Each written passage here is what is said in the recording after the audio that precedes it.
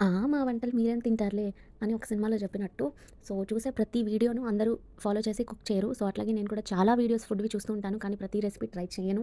And food videos కుకింగ్‌వి కానివ్వండి, food challenges అని food తింటూ కొన్ని వీడియోస్ పెడతారు కదా! అట్లాంటివి చూసినప్పుడు చాలా సాటిస్ఫైయింగ్ అనిపిచ్చిద్ది. సో, అట్లాగే నేను కూడా చాలా వీడియోస్ ఆల్మోస్ట్ అన్ని ఫుడ్‌వే చూస్తూ ఉంటాను ఎక్కువగా.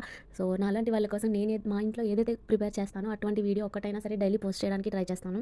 ఈరోజైతే కనుక ముదిరిపోయిన సొరకాయ పులుసు చేస్తున్నాను. గింజలు తీసేసి వండుకుంటే బావుంటుంది. పెద్ద టేస్ట్‌లో డిఫరెంట్ ఉండదు.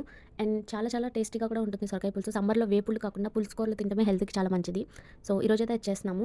ఈరోజు ఇందులో నేను యూజ్ చేస్తున్న స్టెయినర్ స్టీల్‌ది ఏదైతే ఉందో అది మీషోలో తీసుకున్నాను. చాలా చాలా అఫోర్డబుల్ ప్రైస్‌కొచ్చింది. నాకు చాలా యూజ్‌ఫుల్‌గా ఉంది. చాలా నచ్చింది.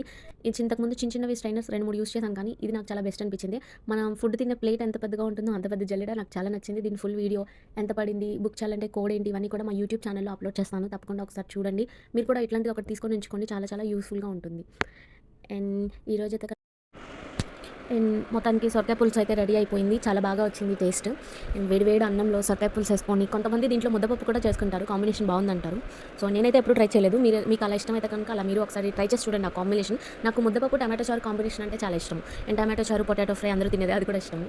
సో, మొత్తానికి రెడీ అయిపోయింది వేడి వేడి అన్నంలో సొరకాయ పులుసు. కొంచెం నెయ్యి వేసుకొని తింటే చాలు ఇంకేం అవసరం లేదు.